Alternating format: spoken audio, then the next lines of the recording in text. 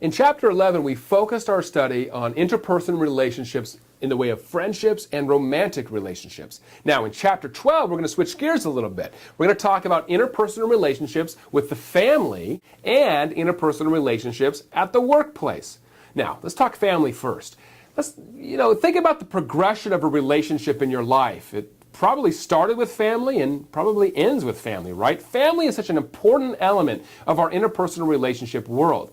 Let's start with a shared definition of what a family really is. First of all, family is self-defined, meaning if you think it's a family, then it's a family.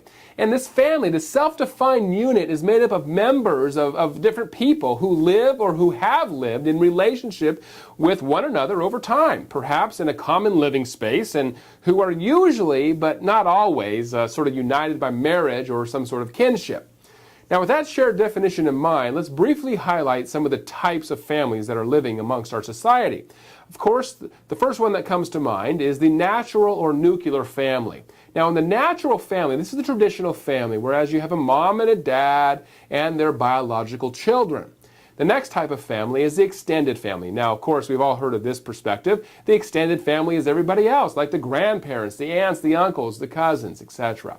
We've got the family of origin. In fact, all of us have a family of origin. This is the family in which a person is ultimately raised. Then blended families. Now, blended families are becoming more and more prevalent in today's society. Blended families are two adults and their children.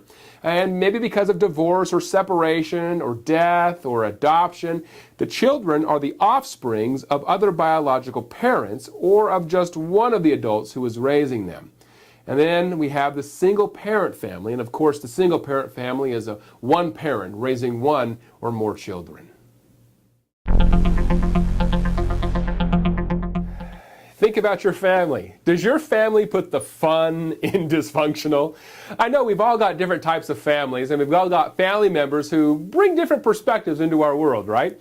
In this chapter, we're going to look at two models of family interaction. In fact, the first model is called the circumplex model of family interaction, and this model is sort of developed to explain the dynamics of both effective function and dysfunction within family systems. Now, there are three basic dimensions found within this model, and they are adaptability, cohesion, and communication. And you're going to find how these three things, when working together, create the circumplex model of family interaction.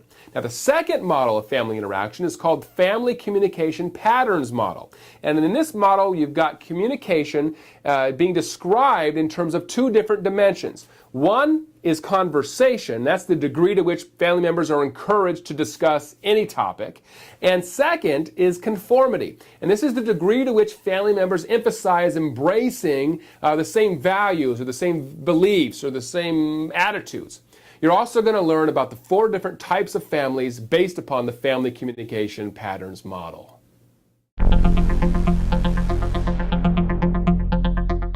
How many of you have seen the show called The Office, right? One of my favorite shows because The Office focuses in on the ebb and flow of friendships in the office or in the workplace. Organizations look for employees who can relate effectively to other people. Strong interpersonal skills in the workplace are an absolute must. In fact, I challenge you to open up any job ad, and one of the common threads you will see just about in any job ad is strong communication skills. Why is that so important? Well, this chapter we're going to look at that very idea. Job satisfaction goes up when you have positive interpersonal relationships at work. It's been studied over and over again. Now, as those positive relationships manifest out into even greater successes, job satisfaction increases. And as job satisfaction increases, guess what else increases? Job performance. So you can imagine then if job satisfaction goes up, job performance goes up, the bottom line profitability for the organization also goes up. So now you understand why employers are looking for people who have strong interpersonal communication skills. Now, in this chapter, we're going to learn about workplace friendships. Workplace friendships in the way of different contexts. We're going to look at the values and the functions of workplace friendships. And we're also going to look at the dark side of workplace friendships, sort of the deterioration of workplace friendships. On the other side, we're going to look at workplace romances. That's right. Surveys indicate that up to 80% of respondents have dated a coworker. Why? Well, as you learned in previous chapters, that the people that we are in close proximity to day in and day out, relationships tend to develop, right?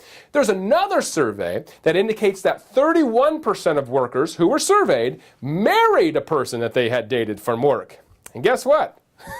Guilty of that. I actually married my textbook publisher. It's amazing how that relationship worked out. We were in close proximity to one another. We became friends. We started dating. And before you know it, just a few short years later, we were married. In this chapter, you're going to learn all about the reasons for and the values of workplace romances. And also, we're going to look at the challenges that are associated with workplace romances.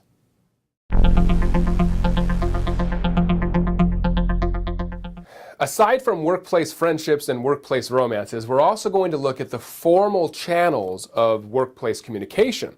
In fact, researchers suggest that there are 4 different directions in which communication flows within an organization. Let's take a minute to describe each of those 4. First, you have upward communication. This is very simple. Think about the organization in terms of levels, right? And who's typically at the top level of any building or organization? It's typically the administration or your bosses, your supervisors, the vice presidents and presidents, right?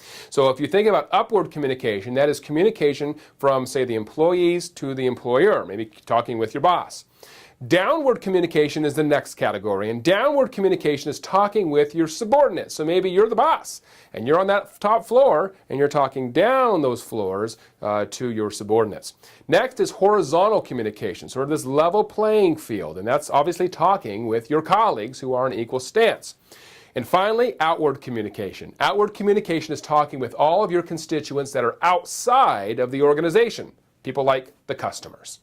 So, in the last part of this chapter, we're going to look at the quality of formal workplace relationships and how communication directly affects the efficiency and effectiveness of that organization. Are you ready to dig deep into the world of workplace and family communication? I know I am. Let's go ahead and get started. First of all, make sure to take a look at that discussion board prompt. That way you're ready, starting to think about your reply as you're reading chapter 12. After you've completed the reading, go ahead and reply to that discussion. Make sure you reply to my prompt as well as at least one of your colleagues' postings. Then don't forget, there are some really cool activities in the back of the book that are going to help prepare you for that quiz. Think about all the real-world application as you are applying the skills of workplace and family communication.